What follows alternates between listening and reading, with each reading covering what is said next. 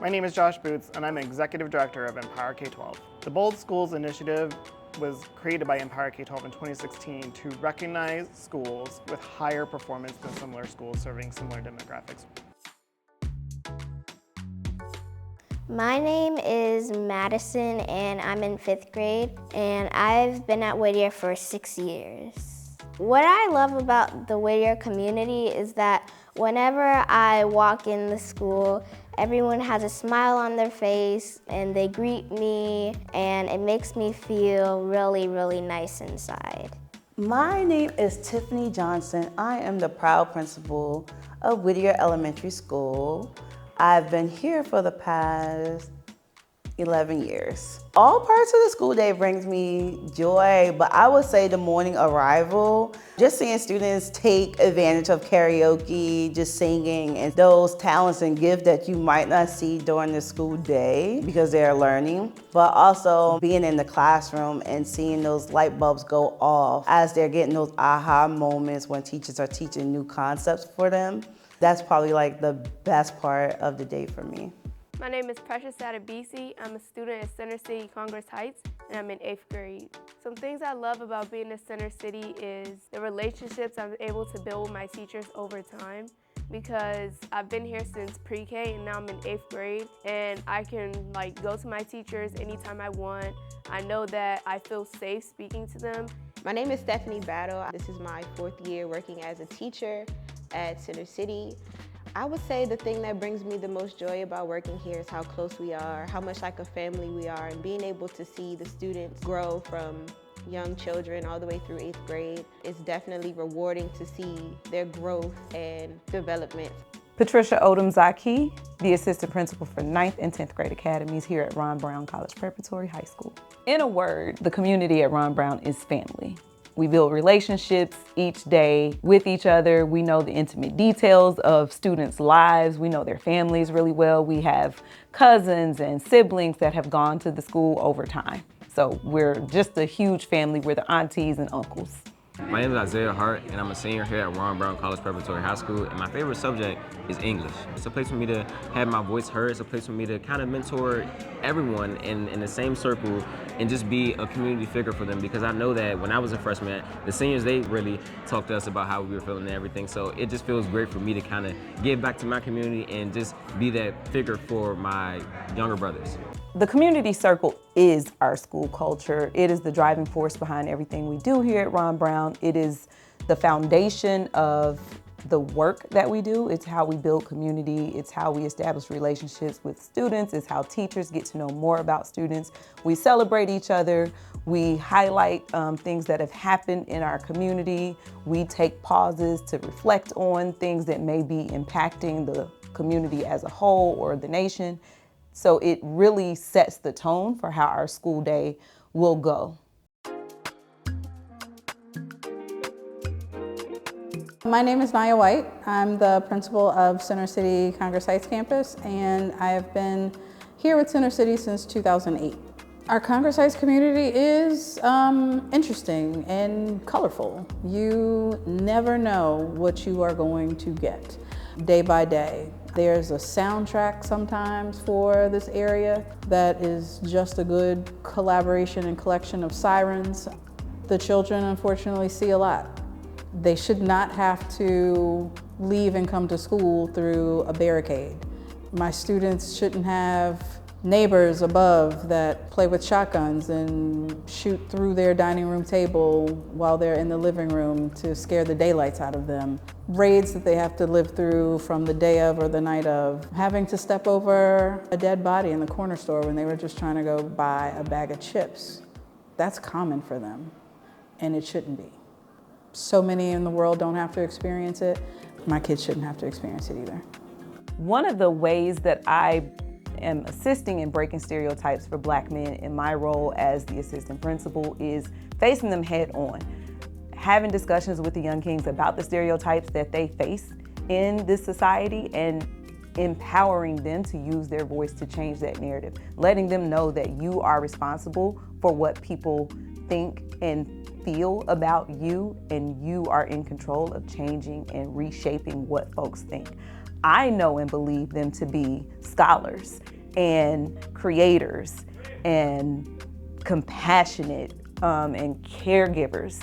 My name is Seven Taylor. I'm a senior here at Ron Brown, and my favorite subject is English. My name is Mikhail Woolen. I'm also a senior here at Ron Brown, and my favorite subject is math.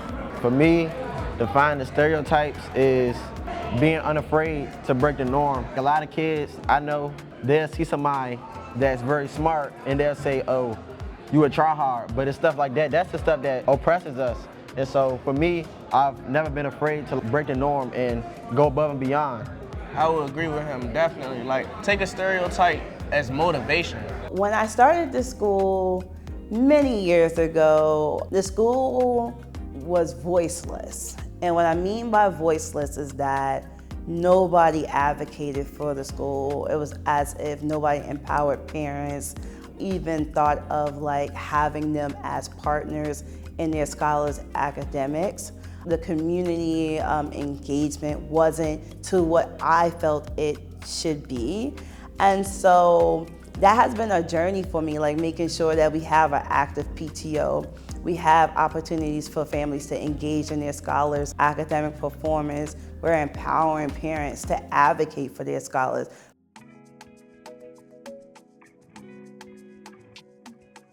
So with data, you gotta get comfortable with the numbers. You gotta let them speak to you. You gotta pay attention to what the data is telling you 24/7 because it's always changing depending on what you're looking at and when you have last looked at it. So we try to make sure that we are keeping up-to-date and relevant data on students. So in this classroom, well, in the school in general, we take a lot of tests, we take a lot of assessments, but we make a deal to let the students know, hey, success is not you getting every question right. Success is not necessarily you sitting through a long assessment. What success looks like in this classroom is engaging in a productive struggle, sitting there, maybe being challenged and being able to work through it at the end. So even if you just get one problem right, at least you work through a challenge and you know something different or you know more than you knew before you came. So success in this classroom is challenging yourself, growing your brain, engaging in a productive struggle. My name is Melissa Black, and I am an ELA and social studies teacher here at Whittier Elementary. I teach 2nd grade, and this is my 5th year at Whittier Elementary School. One of the big takeaways that I've learned in my career is like it's not all about just like the big tests and big quizzes, but it's how students are performing in the moment and making sure to address any misconceptions as they're happening. And so if you walk into my classroom, we're taking notes on students' understanding all the time.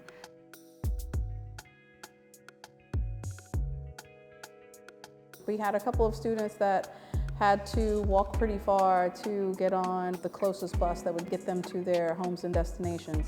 Over time, a lot of parents would flag us and bring the students to us like the next day with bruises, scrapes, bumps, torn uniform clothes, and let us know that they received all of these things just by standing at the bus stop. And you see it adult to adult, child to child, child to parent. Things that you wouldn't imagine that you would see in a lifetime, you see at the bus stop. So to make sure that we could get the kid home in the same condition that they at least came to school, we had to make sure that we were there to at least put them on the bus, to give them guidance or protection and cover when the bullets rang out, when the fights broke out, to make sure that they are safe. I stop everything to make sure that I am walking with them. Folks from central office know that if we are in a meeting, if the meeting's gonna continue, I gotta go, because I gotta drive back to Southeast and make sure that they have appropriate coverage so that I can see them the same way that I left them the next day. Whittier is not only the heart of the community, but also the best kept secret in DC. It is a community, it is the village for many of our families. When you look up the word cohesion, that's what it is for not only our families, for our staff, for our students. It is everything to everybody that lives in the Manor Park community. Every student can learn. Every student can succeed. And I am so incredibly thankful and honored to be able to recognize both performance schools and school teachers and school leaders. because your hard work is making a difference. And we will prove that DC can become the first jurisdiction where low-income Black and brown kids have any job, any life that they want because they have succeeded, because they know the math, because they know the reading, the history, the science. They will thrive.